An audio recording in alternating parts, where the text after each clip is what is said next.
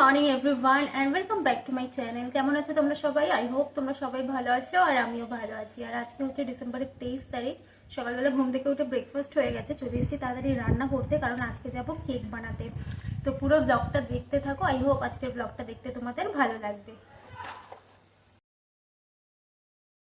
শিম ভাজা করবো বলে এই যে কেটে নিয়েছি।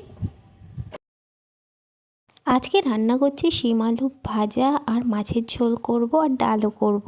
আজকে একটু তাড়াতাড়ি রান্নাবান্নাগুলো সেরে নিচ্ছি, কারণ আমাদের কেক বানাতে যেতে হবে। 2টোর সময় টাইম দিয়েছে, আমরা আগেই নাম লিখিয়ে এসেছি।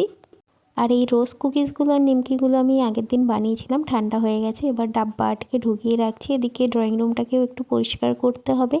ক্রিসমাসের জন্য তো আমি ডেকোরেশন করে নিয়েছি। এবার প্রত্যেক দিন সকালবেলা উঠে ঘরটাকে একটু গুছিয়ে রাখতে হবে।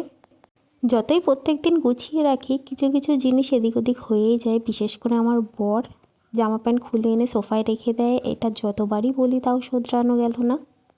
যাই হোক, তারপর ঘরদোর ঝাড় দিয়ে দিলাম। আর এখানে হচ্ছে মশলা মেশানো হচ্ছে, মানে কেকের যে ফ্রুটসগুলো আছে এগুলোকে শোকানো হয়েছিল, এগুলোকে ভালো করে মিশিয়ে প্লাস্টিকে করে ভরে নিয়ে যেতে হবে, কারণ বেকারিতে ওরা অত ভালো করে মেশায় না। তো এখানে মশলাগুলো ভালো করে আমরা মিশিয়ে নিয়েছি একসাথে, একটা প্লাস্টিকে ভরে নিয়েছি। সমস্ত কিছু রেডি করে খাওয়া দাওয়া করে বেরিয়েও পড়েছি।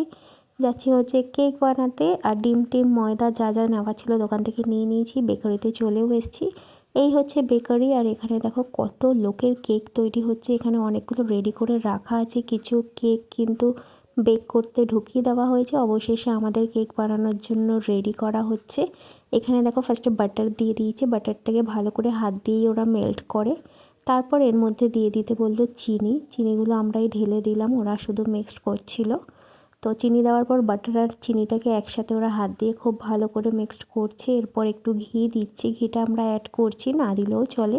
ঘিটা দিলে একটু অয়েলি ব্যাপারটা থাকে আর কি কেকে।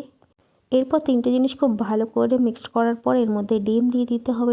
তো দেখো এখানে 2 পেটি ডিম আমরা ভেঙে এর মধ্যে দিয়ে দিয়েছি। আমরা যেহেতু 2 কেজি কেক বানাচ্ছি তাই 2 পেটি ডিম দিতে হচ্ছে।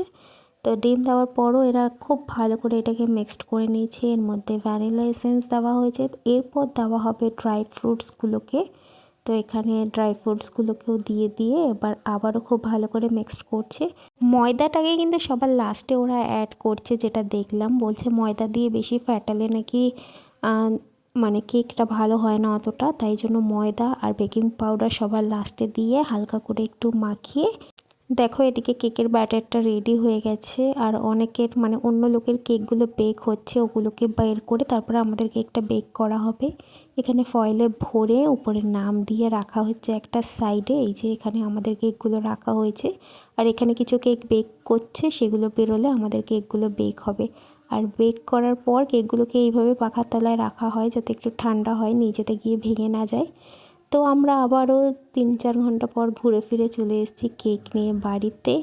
আর এই হচ্ছে আমাদের কেক, যেটা দারুণ সুন্দর খেতে হয়েছিল।